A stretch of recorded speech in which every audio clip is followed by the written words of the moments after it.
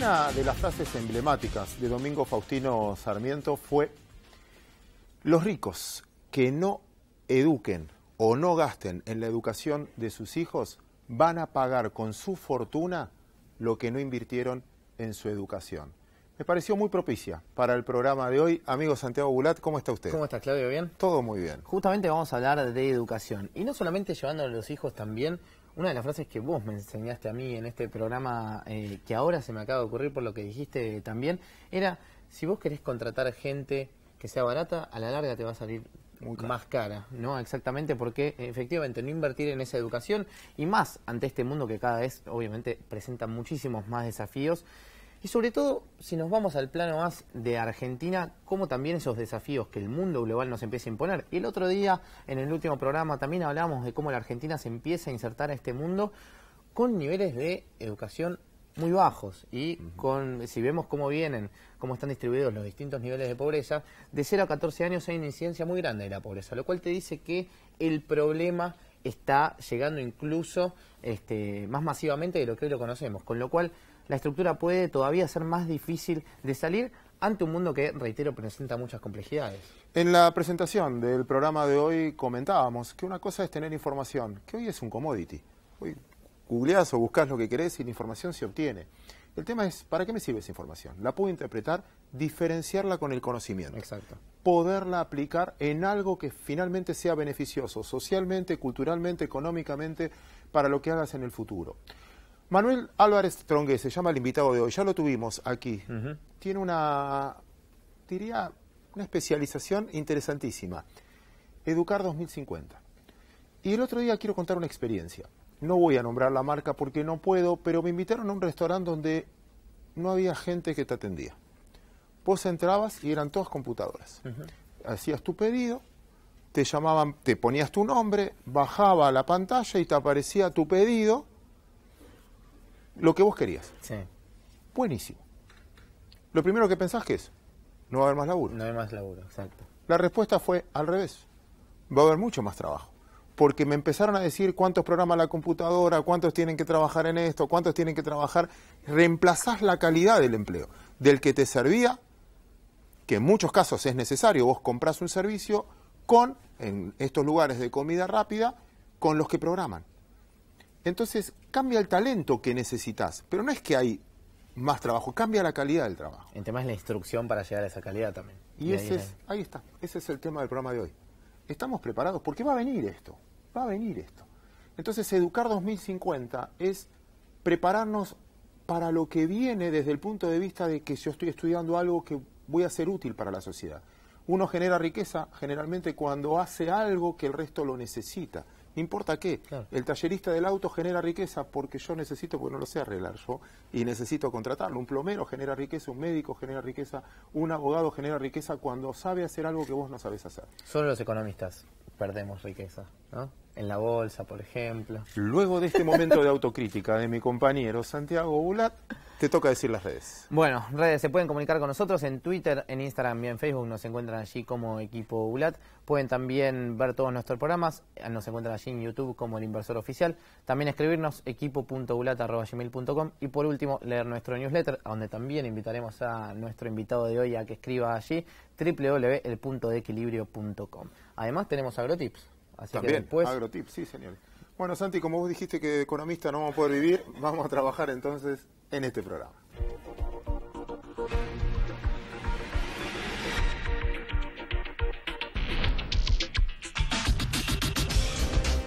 Manuel, muchísimas gracias por estar con nosotros. Gracias a ustedes. Seguramente con Claudio hablemos o tratemos de editorializar, y también cometamos muchos errores haciendo eso, y muchas veces nos basamos en los datos. Efectivamente coincidís con lo que veníamos apreciando, con lo que decíamos en la editorial. ¿Algo para corregirnos? Te escuchamos. No, quizá no para corregir, quizá para precisar. La verdad que todo lo que comentaron es grave. Y la primera editorialización de eso es que no sé si el argentino común sabe que esto es grave. Es decir, sabe que tenemos altos problemas de pobreza, sabe que tenemos altos problemas de educación, y parecería que eso no es una noción común. Es decir, la mayoría de los padres argentinos te contestan que la educación de mis hijos está bien, cerca de un 84%. ¿En serio? Y esa misma proporción te contesta que la educación argentina está mal, con lo cual no hay peor ciego que el que no quiere ver. Claro. Entonces, quizá la primera reflexión que me llevaba a tu editorial y la de Claudio es decir, ¿cómo hacemos para que esta sociedad levante la mano gritando por mejor educación o entendiendo que la educación también es un camino a la segunda información que diste, los altos niveles de pobreza? Te tengo que repreguntar ahí porque cuando dijiste grave, creo que te duplico la apuesta en que es grave, porque el colegio o una escuela no es la que tiene el rol principal de la educación, es la familia. Y cuando te contestan eso es como que el problema es mucho más grave entonces. Es Sí. la familia más que... Sí, a ver, hay varias que la cosas academia. que me apasionan en tu pregunta. Dale. La primera es que la escuela no es el único ámbito de aprendizaje y vamos a ver con lo que ustedes contaban, con la distribución de conocimiento que de alguna manera reemplaza la educación hoy y reemplaza también la educación por aprender. Y eso no está en una escuela, no está en una familia y está muchas veces afuera en lo que se llama entornos de aprendizaje que hoy nos han traído las redes, la digitalización, la tecnología. Primer punto. El segundo es que la educación no es tercerizable, es decir, un padre de familia no deposita a un chico en una fábrica para decir, ocúpense de él, edúquenlo, sino que la primera responsabilidad sigue siendo de nosotros los padres, nosotros los abuelos o nosotros los tíos. Todos tenemos un ser querido en este paraguas de la educación. Eso significa que tenemos responsabilidad, tenemos que responder a esa educación, no tercerizándola, sino estando cerca. Estar cerca significa apoyar la escuela, estar cerca de los docentes y también reclamar, también levantar esa voz cuando nos damos cuenta que no hay este aprendizaje. Entonces está todo muy vinculado en una Argentina que, como ustedes dijeron, tiene niveles muy altos de baja educación, de bajo aprendizaje. El derecho constitucional de 1857, miren los constitucionalistas que tuvimos, hablaron del derecho de aprender. Y nosotros, tras 12 años de escuela, las últimas evaluaciones te indican que el 70% no puede resolver un ejercicio simple de matemáticas. Si vamos a lectura, un 46% prácticamente no comprende lo que lee. Esto lo venimos diciendo hace mucho, pero vale el picoteo, porque hay que darse cuenta que no estamos aprendiendo. Ahora, hecho el diagnóstico. Y yo ponía de ejemplo al principio una frase de Sarmiento, esto de lo que si van a gastar su fortuna, decía, los ricos, si no educan bien a sus hijos en la educación de ellos. Pero también, y lo puse a propósito de ejemplo a Sarmiento, porque en situaciones mucho más complicadas que el presente argentino, en una pobreza más extrema de la que tiene hoy la Argentina, hubo una Argentina que quiso cambiar y pudo hacerlo. No es que te quiero comparar con Sarmiento, pero dijo educar 2050 y en aquel momento lo habrán dicho 1008, lo que sea, pero se programaron y cambió de fondo. Después de eso tuvimos una de las mejores generaciones desde el punto de vista de generación institucional de la Argentina. O sea que en situaciones de más abajo se pudo hacer ese cambio. Se pudo gracias a la genialidad de los Sarmientos y a muchos que lo continuaron, y la verdad que todavía seguimos cobrando renta de lo que hizo Sarmiento. Nosotros fuimos ejemplo, es decir, cuando nosotros hablamos de Educar 2050 nos planeamos llegar a los mejores niveles de educación desde nuestra organización civil, para que la Argentina esté en ese nivel. Y esto suena utópico, pero nosotros tuvimos alfabetización antes que España, antes que Italia, antes que Portugal, es decir, éramos mirados por el mundo y por supuesto por toda Latinoamérica. Hoy en algunos casos estamos novenos en Latinoamérica. Si esto fuera en el fútbol sería un escándalo, siempre lo repito. Sí, sí, sí. Bueno, igual en el fútbol creo que también estamos novenos. Sí, pero estamos mucho ahí. mejor. Bueno, pero la verdad es que es doloroso porque la educación debería ser una bandera que levantemos todos los argentinos sin colores y que esto signifique un futuro mejor. Porque sabemos que el educar es un perfeccionamiento humano, es decir, que los chicos aprendan es ese proceso de mejora. Ahora, la verdad que no lo estamos sabiendo colocar como bandera nacional, como fue la democracia en el 83. ¿Nos contás un poco, y obviamente más aún a los televidentes, de qué se trata el proyecto de Educar 2050? ¿Cómo no? Educar 2050, como el nombre lo indica, apunta al largo plazo. Sí. Cuando nació de la indignación de la post-crisis del 2002, donde los títulos en el mundo eran hambre en el país de la carne. Y la verdad que surgió con la soberbia porteña de decir qué tenemos que hacer para ir al interior y ayudar. Entonces nos fuimos al Chaco, la noticia era allá. Y cuando fuimos allá, llegamos a muchos docentes y a muchos digamos, miembros de la comunidad civil que nos decían, no, yo no necesito nada, necesito que me acompañen.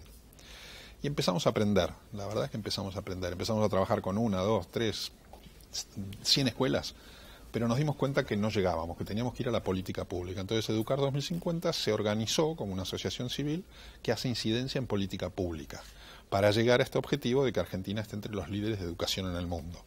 ¿Cómo lo hacemos? A través de 4 áreas.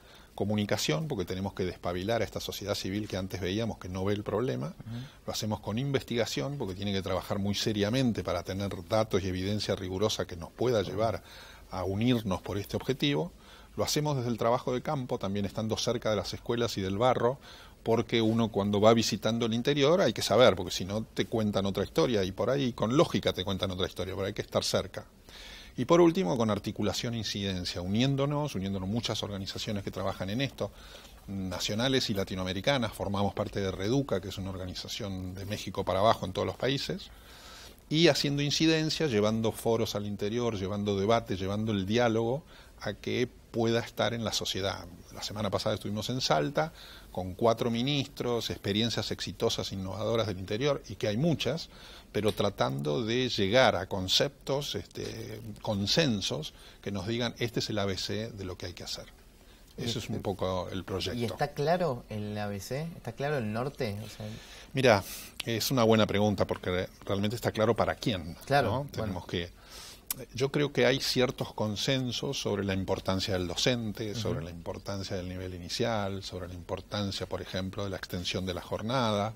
Se empieza a mirar con atención las tecnologías y educación, en qué son útiles. Hemos trabajado sobre eso intensamente estos últimos meses. Pero la verdad es que yo veo una grieta muy grande en la conversación con uno de los jugadores más importantes, que son los docentes organizados, los sindicatos. Claro. Y estamos viendo y estamos sujetos a estos problemas que tenemos, de que no se cumplen los 180 días ni los 190 que propuso el Consejo Federal de Educación, y que además tenemos 14 días de huelga en una provincia, 42 en otra. Hemos tenido el año pasado lo que pasó en Santa Cruz, que prácticamente fue la mitad del calendario escolar. Entonces, además de que tenemos problemas de calidad, también tenemos esta clase de problemas que no llega la educación a las escuelas, ¿no? Me acuerdo, con Santi dedicamos un programa de educación no hace mucho tiempo, y una de las conclusiones, para compartir contigo y nos corrijas cualquier cosa, era de que a veces todo el mundo hablamos de educación y escuchás a los políticos, lo importante es la educación, todo educación, pero ponemos objetivos tan altos, tan altos, tan altos, que nos deprimimos en la mitad. Y yo contaba el caso que me pasó en Tucumán de una empresa que necesitaba gente y se ofrecía a formarlos tecnológicamente, pero pedía carreras solo de 1 año. Porque si ingeniería en sistemas, en ese caso, duraba 5 años, la gente renunciaba antes, abandonaba antes los estudios. Entonces decía, yo me hago cargo del primer año porque yo con 1 año ya estoy, pero tengo el lugar, tengo el negocio y no tengo recursos. Y el recurso no me llega porque abandona. Y una de las conclusiones que habíamos sacado era precisamente eso. Si no tenemos objetivos muy altos y no nos convienen carreras más cortas, cosas más cumplibles por las generaciones nuevas. Mira, la verdad es que está todo cambiando muy abruptamente. La educación está siendo, digamos, en este momento un objetivo de cambio en todo el mundo. Ya no se habla tanto de competencias cognitivas, sino de criterio, de resolución de conflictos, de liderazgo, trabajo en equipo, o de competencias de carácter, es decir, cómo formar a la gente, valores, etcétera. Todo eso junto es un cóctel explosivo, porque nosotros tenemos deficiencias en gran medida en las competencias cognitivas, pero tenemos que enfocar estos temas, probablemente en el currículo, probablemente haciendo y dialogando sobre la necesidad de que estas competencias bajen al aula, pero también sabiéndonos abrir a esto que decíamos antes de los nuevos entornos de aprendizaje, que probablemente no tenga la auditoría de un certificado que te diga este chico está habilitado para hacer trabajo en equipo, para empatía, lo que fuera. Pero tenemos que mirarlo porque está sucediendo a través de la tecnología, está sucediendo a través de algunos procesos muy interesantes donde los mismos alumnos se enseñan entre ellos. Hay un programa de tutorías que viene en toda Latinoamérica, empujado desde México, que se está trabajando en provincia de Buenos Aires, donde son los mismos chicos que se enseñan. Y también escuchamos de estos problemas de falta de recursos humanos. Nos contaban que en el norte estaban con problemas las inversiones australianas porque reclamaban esta capacidad. Por lo tanto, también esto es un problema que va a la economía, va a las corporaciones. Es decir, no solamente pensar en los recursos humanos, sino cuál va a ser la capacitación de su mercado, el consumo. Entonces, con estos problemas tendríamos que levantar la voz, porque esto no es solo un problema de la base de nivel socioeconómico más bajo. Los colegios y las escuelas de mayor nivel en Argentina están en el nivel de las últimas, de las peores de Italia o de Estados Unidos, y ni alcanzan a las de Singapur o las de Corea. Entonces, el problema es transversal a todos los argentinos, no podemos hacerlos distraídos. La brecha va a ser cada vez peor. Y seguramente la brecha puede ser cada vez peor, porque hoy nosotros tenemos, como decíamos antes, un tremendo problema de desigualdad. Yo te contaba, esto de 7 de cada 10 alumnos no resuelven un ejercicio simple de matemáticas. En el nivel socioeconómico más bajo es 9,2. No resuelve un problema simple. Y casi el 60% no comprende lo que lee. Entonces, tenemos un problema estructural también de pobreza que tenemos que enfrentar. La educación es una herramienta, no es única, no es una varita mágica que llega una maestra o llega a una escuela y lo puede solucionar, pero que lo tenemos que mirar como una herramienta poderosa en conjunción con actividades de acción social o de empleabilidad o de salud, pero tenemos que poner ese foco. Si tenemos ahí la vulneración del derecho a aprender, debería ser el gran reclamo de la sociedad. Esto es lo que nos puede llevar a atacar esta situación.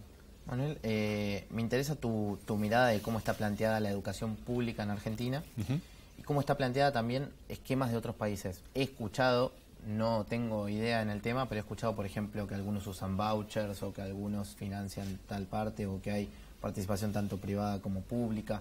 ¿Cómo funciona en otros países? ¿Qué prácticas se han llevado adelante? ¿Y cómo sería en Argentina? ¿Cómo estaría en ese mapa? Mirá, nuestro eje tiene que ser la educación pública, porque Argentina, en términos genéricos, tiene un 75-25, ha aumentado la educación privada, la educación parroquial, llamémosle, sí, donde una familia de bajos recursos pone unos pesos por la educación de sus hijos. Eso se ha incrementado en la Argentina. Pero la base tiene que ser la educación pública, y tenemos buenas escuelas públicas que inclusive son miradas como ejemplares. Probablemente más en Cava, en Ciudad de Buenos Aires, que en el interior, aunque hay algunas ciudades que mantienen buen nivel en educación pública. Y digo que debe ser el eje porque es ahí donde formamos al ciudadano argentino que se mezcla y que no hay segregación, es decir, donde mayor posibilidades hay es la educación pública. Y además por este enorme porcentaje de incidencia. ¿Qué sucede en otros países? Otros países vecinos tienen diferentes miradas. Por ejemplo, Chile, aunque Chile también se está volviendo a pensar su sistema de vouchers y todo lo que pasó con la educación superior y el reclamo que tuvimos con la última reforma chilena, donde es la manifestación de los pingüinos y todo lo que pasó, ¿no? Pero la verdad es que nosotros no tenemos que mirar a la educación argentina, es toda pública, es de gestión privada y de gestión pública, ¿entendés? Es decir, claro, o sea que no tenemos una diferencia que hacer tan tajante. Sí tenemos que apostar a la educación pública, que fue esta visión sarmientina que comentabas antes, lo que hizo grande al país. Claro. Entonces ahí donde tenemos que trabajar y tenemos muchas posibilidades. Tenemos 24 jurisdicciones, ¿no?, con todo lo que eso significa por los problemas que tienen de presupuesto, de distribución de recursos, a veces de ajustes que vienen desde acá y enseguida impactan en Catamarca, en Salta o en Córdoba, ¿no? Y eso hace que tengamos que mirar provincia por provincia, porque ahí se están haciendo cosas buenas, hay algunas cosas que tenemos que mirar como ejemplos, pero tenemos que mirar los recursos. Antes decíamos, casi todos los políticos contestan, la educación es nuestro futuro, la tenemos que apostar a la educación. Cuando miramos el salario de los maestros no lo miramos así. Y tenemos enormes diferencias entre lo que es el salario de un maestro y el salario de otras profesiones.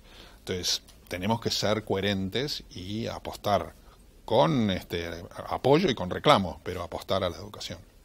¿Y por dónde empezamos ahí? Porque comparto contigo lo del salario docente, pero el presupuesto en educación no es bajo, sino que tenemos una muy mala distribución. O sea, hasta el Estado necesita aprender a manejar esos recursos, porque lo que llega es muy poco al que realmente ejerce y necesitamos. El resto se distribuye, no sé cómo. A ver, en primer lugar, la última historia de los últimos años hizo que aumentara el presupuesto. Es decir, hubo una ley de financiación por el 2005 y nos llevó del 3 al 6, con sus matices, algunos discuten si se llegó al 6 o no, pero aumentó. Ahora, a mí lo que me gustaría poner como discusión es si eso es suficiente. Primer punto, desde el punto de vista de inversión en educación.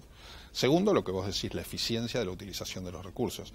Y ahí deberíamos empezar a pensar un plan estratégico de educación que sea un plan de prioridad nacional, como dice la ley, y de una política de Estado, no de gobierno, donde nos comprometamos a que esto continúe.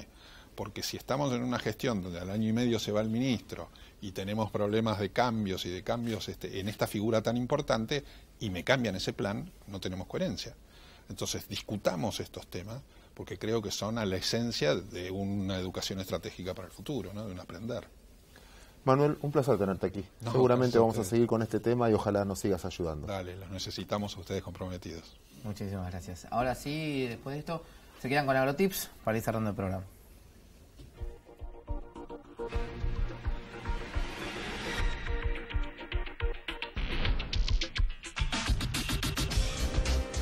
Hola, ¿cómo están? Bienvenidos a AgroTips en el Inversor. Hoy les quiero contar la importancia que tienen los caminos rurales para el campo argentino y para sacar la producción de las distintas zonas productivas argentinas. Antes de comenzar, quiero contarles que la red vial nacional, entre rutas nacionales, rutas provinciales, caminos rurales, ocupan unos 628.000 kilómetros, pero apenas cerca del 10%, unos 66.000 kilómetros, están pavimentados. Y dentro de esta estructura, más de 500.000 kilómetros corresponden a los caminos rurales. Es decir, más del 80% de nuestra red vial son caminos rurales, son las verdaderas venas que tiene el campo y que comunican a las distintas actividades productivas a lo largo y ancho de la República Argentina. Esto por un lado, pero se puede hacer otra lectura. ¿Cuál es la lectura? Es que si el 80% de nuestra red vial son caminos rurales, hay que decir que estamos muy atrasados, varias décadas con respecto a muchos países, incluso dentro de la región, porque ha pasado varias décadas sin inversión en infraestructura vial,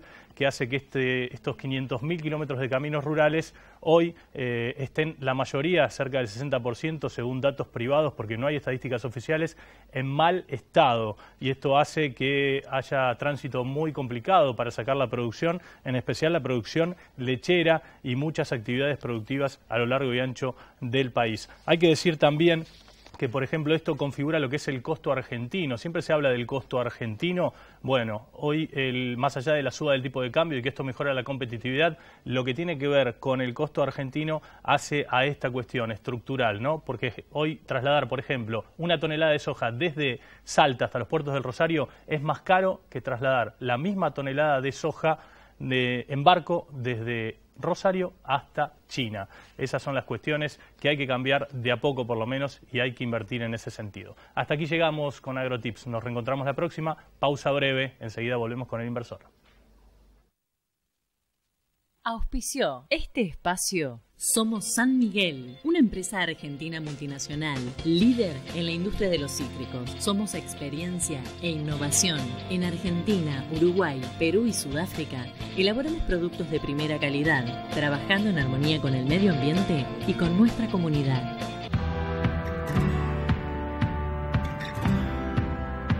En plena cosecha pueden faltar camiones, pero lo que nunca te puede faltar es un buen stock de IPESA Silo. Una vez que arrancamos, no paramos. Imagina poder crecer sin límites. IPESA Silo. Si lo imaginamos, podemos.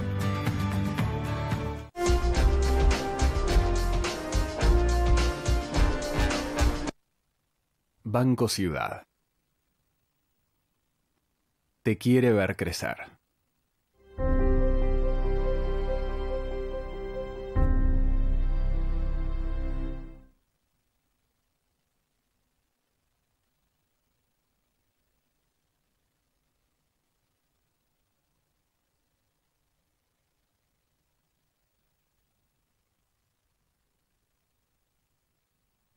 Imaginemos este escenario. Sos dueño de una casa pero querés mudarte a otra más grande. Salís a ver casas y ves una que te vuelve loco, loco, loco. Esta casa me vuelve loco, loco, loco. Pero hay un detalle. Hasta ahora no podías comprarla sin primero vender la tuya. Banco Hipotecario, el que más sabe de créditos hipotecarios, lanza un crédito para que no te ganen de mano con esa casa que te gustó y la compres, a pesar de que todavía no vendiste la tuya.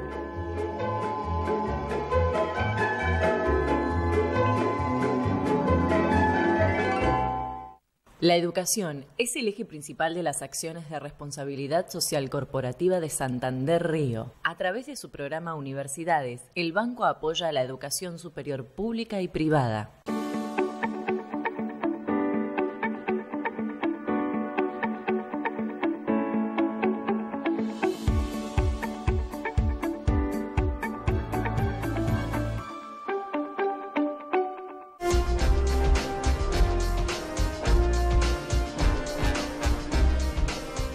Tramo final del programa de hoy, espero que les haya gustado. ¿Te puedo dejar otra frase de Sarmiento? A ver. Que me gustó, lo usábamos el otro día y me parece muy interesante. Que él decía, ¿no? Finalmente, que si no educás, si no enseñás, toda la riqueza natural que vos tenés, las vas a ver salir del país sin quedarte con la verdadera riqueza. Que finalmente es la transformación de esa materia prima lo que te va a permitir generar esa riqueza, y que si no entendíamos eso íbamos a ser solo recolectores de materia prima, pero nunca íbamos a ver el valor agregado de la misma. Y algo muy en línea, perdón que te dé este golpe bajo también, pero algo muy en línea decía tu viejo, que era fenomenal con respecto a educación. Sí, te lo dejo vos. Exactamente, te lo dejo vos. Justamente, ¿no? Romper las cadenas de la esclavitud con la educación. Y hablando de lo que decías de Argentina particularmente, estaba este mito, y mi viejo lo desarma un poco también en su último libro, que tiene que ver con la Argentina es un país rico. ¿Es un país rico o tiene un potencial para ser rico? Digo, si no lo hacemos, si no lo generamos nosotros, esa riqueza, esos recursos naturales pueden permanecer ahí y sin embargo no hacernos más ricos. Vos sabés que lo vi en muchas compañías también, y lo explicamos. Vamos a hacer otro programa con respecto a eso, que es la confusión. Yo una vez lo hice y cometí un error con eso, confundir stock con flujo. Hay muchos que dicen, tiene guita, pero tener guita no es tener flujo, y la plata se va. Por lo tanto, lo vamos a dejar para otro programa. Hablando de otros programas, nos puede escuchar en radio. Nos puede escuchar en la radio. Y hablando de educar, educando al inversor, es ahí. Se hace en FM Millennium 106.7 de 21 a 22 horas. Todos los martes vamos a estar en el Inversor Bolsero hablando justamente de bonos, acciones y demás. ¿Qué podemos hacer con nuestro dinero para justamente que crezca en este caso, ¿no? Y estoy seguro que lo que más le gustó también al programa de hoy fueron los agrotips. Pero no solo están en estos programas, sino también lo puede leer en el puntodeequilibrio.com. Nosotros nos reencontramos el sábado que viene a las 14 por Metro.